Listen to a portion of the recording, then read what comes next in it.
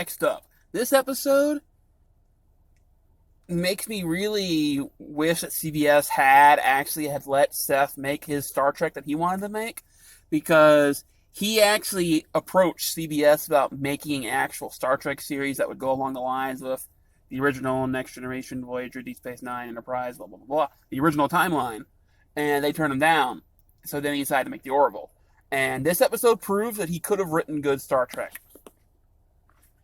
Because this episode had the exact same vibe, feeling, whatever you want to call it, of the Next Generation Onward series.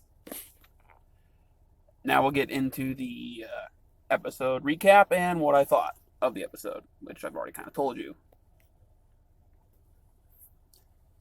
The episode opens with Righteous walking in, and he's, I think he's basically there just for grossing out the other characters and making them feel uncomfortable.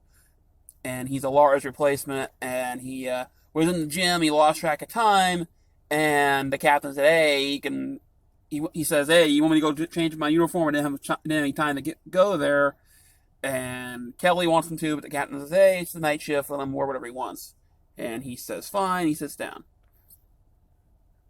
They tell him what their mission is for today, and they're going on a supply run. Gordon says he's tired of supply runs. Kelly says, well, that's what we do.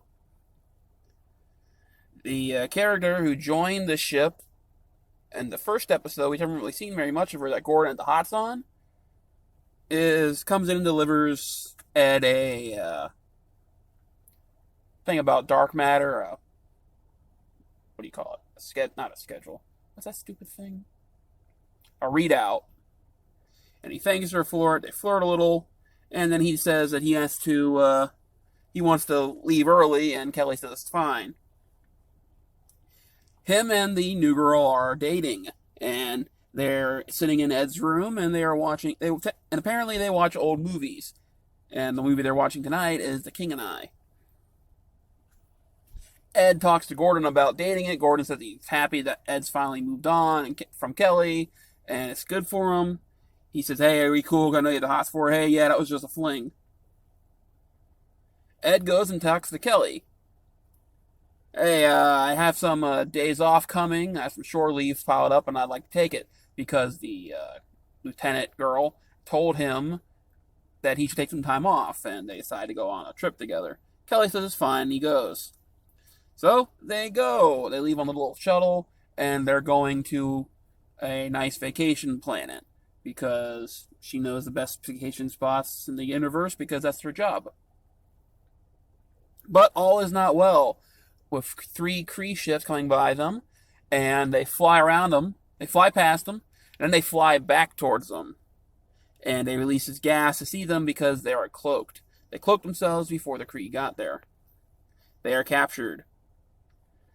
Meanwhile, Gordon asks Kelly, hey, I want to take the command exam, because I'm tired of just being a pilot. He interrupts Bortus, who's telling her that, hey, we got a replacement for Righteous Boy, because he's grossing everybody out. Back on the Kree ship, where Ed is being captured, the Kree come up and ask him for his codes. Ed tells them, hey, my codes are worthless, I'm just a captain, I'm not an admiral or anything, you're not going to get anything good out of it. And they show that they're torturing Lieutenant Girl. Ed gives up the codes. And back on the ship, Gordon takes the Rorschach test type thing, and he fails with flying colors. He sees a bunch of things that it's led to believe that he's seeing sexual things, but they don't actually tell you what he sees. I saw like a pelvic bone in one of them, and then trash and gobbledygook in others. Ed's sitting back in the thing, and a female comes in. This female is actually from the last season, Lori or whatever her name is, and she was the teacher that Ed let survive when they killed the whole Kree ship that him and Gordon had snuck onto to get the Book of Avis, and she now wants revenge.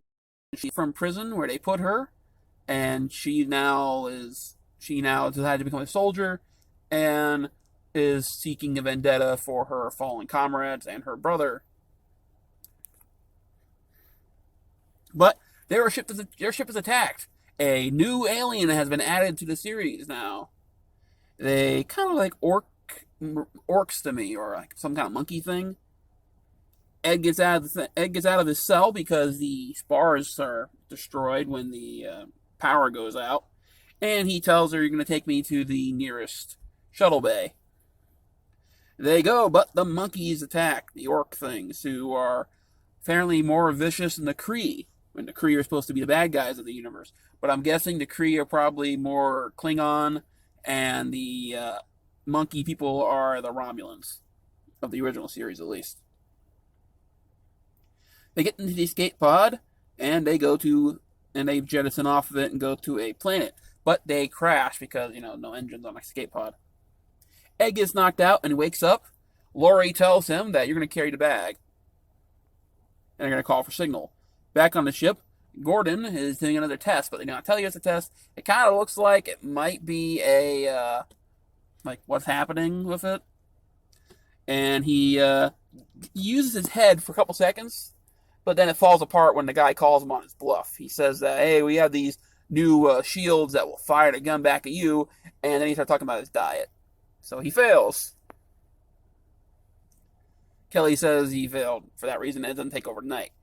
Back on the planet with Laurie and Ed, they're talking, and he says, "Hey, was everything fake? Did you not like anything we did?" She liked one movie. She liked Raiders of the Lost Ark, and she liked the Nazis in it. Back on the ship, Gordon actually has some kind of respectability for himself when he's talking to the girl about how he wants to be the captain and everything, and he flirts with her, and he has confidence. That's what I wanted to say. And then he loses it when he starts, talking about when she agrees to date him or go on a date with him.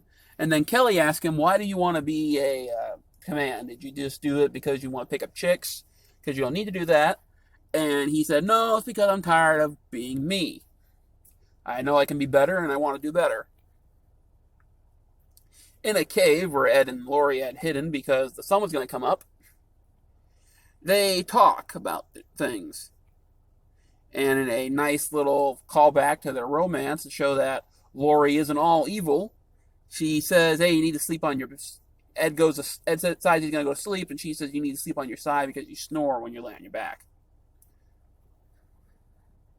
Morning, she wakes up, can't find Ed. She goes out. He's standing outside in the sun. He says it's going to take at least 23 Earth days for the moon to come back up. And, the Kree can't go outside in the sun because they burn like vampires. And the monkey people are getting closer. So he needs some help. He goes out by himself, sets up the signal, and he sends a distress signal to the Orville instead of to the Kree like she wanted to. Bortus picks it up and says, "Hey, Ed's sending a distress signal from a Kree vessel." So they go after him. Ed starts walking back to the cave, and he sees the monkeys. Ed says, "You need to come with me." She doesn't want to because she doesn't want to go outside. He puts the jacket over Laurie's head and says, "Come on, we need to go. I already set the distress signal out." They arrive. Bortus and Gordon get on the little vessel to go pick up Ed. They get up to the top of the mountain under gunfire, and Bortus says, "Oh, we can't land that." He says, "Oh yeah, I can. I can do it." And she threatens Ed because the Orville's there and not the Kree ship. He says, "Hey, this is our only way of surviving. You need to trust me." She gives him the gun, and he fires because she needs to hold the thing up, and she can't move around because has to protect herself from the sunlight. He takes the gun, starts firing at the monkey people, gets a couple of them. And Gordon hovers the plane just above the ground so they won't fall and everything, so Laurie and Ed can get onto it. Back on the ship, Kelly is talking to Ed about how he needs to rethink what he's doing, how this is a bad thing, about how he could get him court-martialed. He says, "No, this is the right thing to do. I'm trusting my judgment." He is letting Laurie go. He's letting her contact her people so they can pick her up diplomatically. They show up.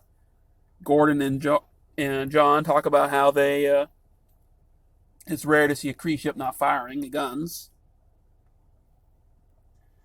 And in the shuttle bay, the little Kree ship comes into the Orville ship. three guys come walking off guns, and Ed lets Lori go. She says, this doesn't change anything. This isn't going to make any kind of peace. Ed says he has to at least try, and he knows there's still good in her. He gives her a flash drive type thing that has Billy Joel songs on it because that's the music they were listening to before. She takes it, smiles, and leaves. Ed walks back up to the deck, and sits in his chair, and they watch the Kree ship vanish into vanish. And that's how the episode ends. This episode really did give off the Star Trek vibe because that would have been a move Picard would have made if he had a villainous thing that he got to talk to for a little bit that, besides the Borg, who there's no talking to. And because he even sent a Borg back, or Janeway did it, or one of those, or Cisco, one of those three, they had a Borg and actually sent it back to be with its people, be with the Hive instead of killing it. Or having something the original Enterprise crew would have done to try to make peace, like if they had got a Klingon before the Klingons were nice people, they would have gotten out of the way of the Klingon, out of harm's way, and then allowed them to contact their people so that they could go on their merry way, and Kirk could go on his merry way, the Enterprise. So that's why it gave me some of the vibes, and the how I could see if the Orville ever had something like Star Trek, the huge franchise thing, this being the original plot of how the Kree started becoming nicer, because Ed even talked to her about how there's two ways the species see themselves after they find out they're no longer alone in the universe. One, they accept it and they move on and try to become better, like the Union did. Or two, they think their God made them be righteous and they should be conquer the whole universe. The Kree had that one. And he talks to her about that, and he hopes that one day the Kree could learn to, play along with all the other people in the universe. And he smiles at her. She takes the music, walks away. But so I can see that if there's ever an Orville, the Next Generation, they do something like history thing. Captain Ed Mercer made first contact that was happily with the Kree and with the Lieutenant Lori, who ended up becoming the ambassador of the Krees to the Unions, and she eventually made the Kree join the Union, or something like that. But what people are saying, I don't think the Orville is going to continue much longer because of the ratings are falling, sadly. At least in America, the air date ratings. And sci-fi in general doesn't really last very long in America unless it's rare occasions. And also with Disney buying Fox, they might not want to keep it. So I don't think there will be anything like that. But as I said, I could see if they did continue and have a legacy like Star Trek did. Next week's episode doesn't really look as entertaining as this one did. This one, the trailer looked really good. I actually was waiting to watch the episode. Could have watched it on my phone, but I waited until I had time to watch it on the TV. And next week doesn't really seem as entertaining as the other ones have. But Seth and the team and the writing staff have never let me down before, so I'm not going to skip it or anything. And we might be getting the new Chilean crew member. He's going to be taking Laura's spot. Have a good one. Tell me what you thought of the episode in the comments below.